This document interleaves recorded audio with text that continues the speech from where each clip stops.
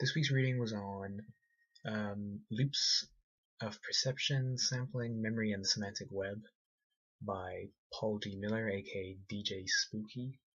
And in the reading, he talks a lot about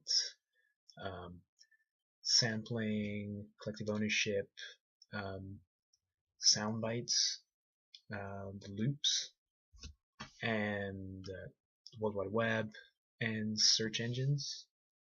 He discusses sound bites, and he references the 1938 essay on the fetish character of music by Theodor Adorno, who said that European classical music is becoming more of a recorded experience. He criticized popular music for being a recorded experience, and now in the article he's talking about how more and more our music is becoming a recorded experience, almost literally in the fact, because sound bites play a large role, especially in modern day, but also because of the fact that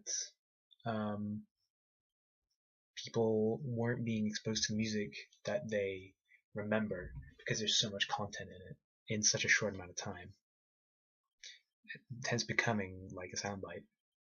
He talks about the loop of perception and how as the World Wide Web gets bigger, it actually becomes more difficult for someone to find useful information efficiently. He makes it clear that it's got nothing to do with the amount of information or someone's ability to access the web that hinders someone finding information efficiently. And he discusses this as a kind of, I quote, it's a kind of search engine function that's undergoing a crisis of meaning. He discusses search engines further, saying how as the web, more people were on the web, the search engines became more than just search engines. And he discusses this in parallel to the co-evolution, as he says, of recorded media. As search engines took on a bigger role in the World Wide Web, people needed to be able to access quickly all the varying amounts of information. But in the end, with the amount of information on the web and how people search for things, search engines just bring back conflicting results because they're just doing what they're told to do. And the whole essay is about sampling. So he's using the World Wide Web and search engines to describe